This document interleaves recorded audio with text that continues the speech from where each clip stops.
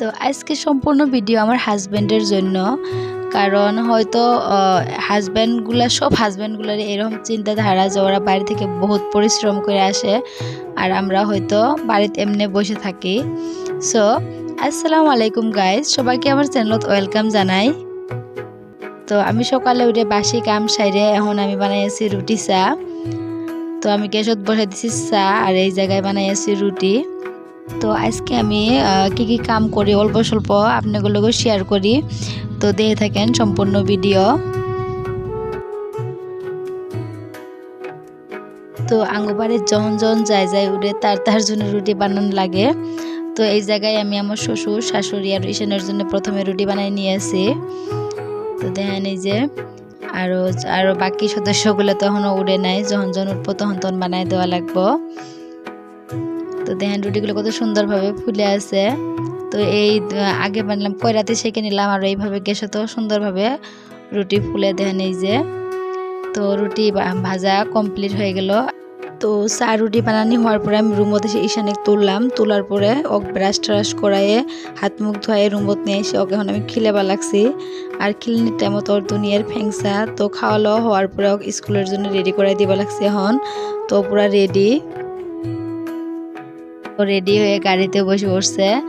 আর okay দুনিয়ার মানে খিলে নি প্লাস রেডি করে দেওয়াতে বহুত টাইম জায়গা, সকালে তো এমনি উঠ পারছাই না। তো দেখেন এই যে রেডি হয়ে ও গেল গা। তো এখন আমি খাই নিম এক কাপ চা, এখন বাজে 9:30 আমি খেলাম চা। তার পাশে এখন আমি রুমটা ঠিক করে নিম আগে। তো ঠান্ডার দিনে তো বিছনার দুনিয়ার খেতা কম্বলের তো এখন এগুলো আমি সাফা করে নিয়ে আসি।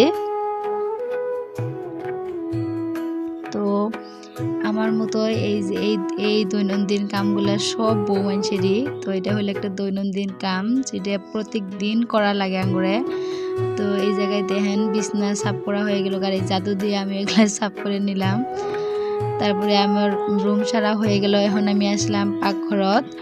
তো এখন আমি রান্নাবাড়ি করবো। তো এই জায়গায় আমি তো গ্যাসত এক সাইডত বসে দিছি আমি ভাত আর এক সাইডত বাগুনের বড়া। তো বড়াগুলো এই জায়গায় হয়ে গেল, এখন আমি সবজি কাটি নিব। তো এই জায়গায় আমি কাটি আছি আলু। তো আজকে হবো আলু, ফুলকপি আর মাছের সবজি আর বাগুন বড়া আর বাগুন পোড়া দিয়ে ভর্তা। তো এই জায়গায় আমি সবজিগুলো কাটি নিব। সবজি কাটা হওয়ার পরে এগুলো সামান্য পরিমাণে ভাপ দিয়ে নিব, তারপরে বানাবো সবজি। আর আপনাগুলো যদি আমার ভিডিওগুলো ভাল লাগে তো প্লিজ আমার চ্যানেলটা ফলো করে দিয়েন আর ভিডিও লাইক করে দিয়েন আর ভিডিও শেয়ার করে দিয়েন, কারণ একটা ভিডিও বানাইতে বহুতই কষ্ট লাগে। তো দেখেন এই জায়গায় সবজিও হয়ে গেল প্রায়। আর এই জায়গায় আমি বাগুন ভর্তার কারণে পেঁয়াজ তারপর ধনিয়ার পাতা কাটে নিলাম আর বাগুন পোড়া দিয়ে ভর্তা। সো বাগুন এখন সাফা করে নিলাম।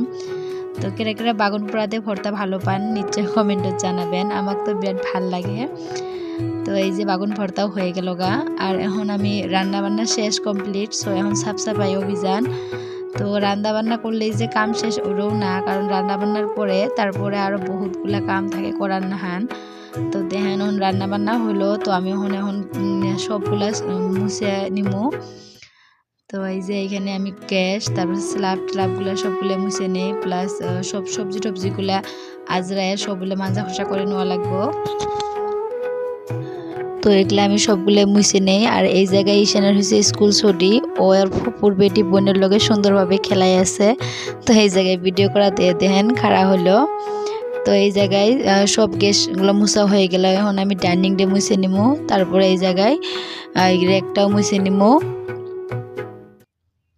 তারপরে আর রান্না বান্না করা যেগুলো থালি বাসন আছে সবগুলো মাঞ্জে নিমু।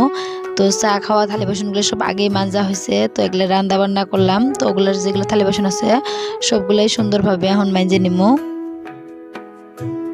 আর এই কামগুলো খালি আমি বলে না, প্রত্যেকটা ঘরের বউ প্রত্যেক দিন করে। আর এরকম না যে একদিন দুদিন করলাম তারপরে 2-1 দিন না করলেও হবো না। এটা রান্না বান্না বা খাওয়া দাওয়া বা মাজা ঘষা এটা দৈনন্দিন কাম যেটা প্রত্যেক দিন করা লাগে। সো এই জায়গায় মাজা ঘষাগুলো করা হয়ে গেল গা, এখন আমি বেসিনটা সাফা করে নিমু। সো দেখেন এখন বেসিন চাকাচাক হয়ে গেল আঙ্গুরে। তো এই জায়গায় রান্না বান্না হলো, তো লাস্টে গাখির নিয়ে আসলো, তো গাখিরটা গরম দিয়ে দিলাম। আর গাখির গরম দেওয়ার পরে যেগুলো মাঞ্জা খোসা করলাম ওই থালি বাসনগুলো সব মানে মিক্সির করে রাখতেছি। তো সংসার একটা ছোট হোক বা বড় হোক, তো সব প্রত্যেকটা বই দৈনন্দিন কাম এগুলো সারা জীবন করে, কোনো স্বার্থ ছাড়া নিঃস্বার্থভাবে করে। হয়তো কেউ ভাবে কি বা কাম থাকে একটা বাড়ির, কিন্তু যাই করে তাই জানে কি কাম থাকে বা না থাকে। তো আমার এই জায়গায় পাকঘরের সম্পূর্ণ কাম হয়ে গেল গা, রান্না বান্না মাঞ্জা খোসা সাফ সাফাই। তো এখন আমি বাইরের জায়গাখানি ঝাড়ু দিয়ে নিমু।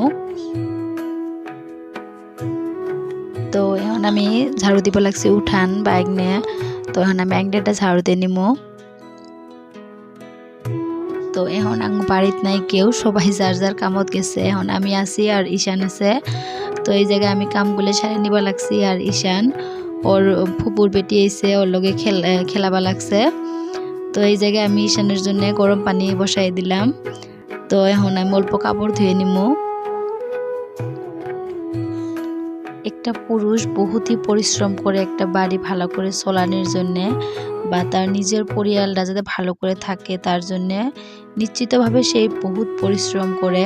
কিন্তু এর মানে এই না যে বাড়িতে থাকা বউরা আরামত থাকে বা শুতে বসে সারাদিন থাকে, তা না, ওগুলোও বহুতই পরিশ্রম হয়। কারণ একটা বাড়ি ভালো করে রাখার জন্য খালি টাকার প্রয়োজন নাই, শারীরিক পরিশ্রমেরও প্রয়োজন। সব বস্তু যখন সিজিল মিছিল বা গুছানি থাকে তখন বাড়িটাতে এসে ভালো লাগে। তো আমরাও নিশ্চিতভাবে বহুতই পরিশ্রম করি। আর এই জায়গায় আমার কাপড় ধোয়া হয়ে গেল গা, তারপরে আমি ঈশানে গাও ধোয়াই দিলাম। তো এখন আমি ঈশানে রেডি করে ভাত খেয়ে দিম, তারপরে আমি অল্প ভাত খাই নিম। তো আজকের ভিডিওত এইখানে কি, তো বাবাই, আল্লাহ হাফিজ, সবাই ভালো থাকিয়েন, আঙ্গর জন্য দোয়া করিয়েন। আর ভিডিওটা কিরম লাগলো নিশ্চয়ই কমেন্টে জানাবেন।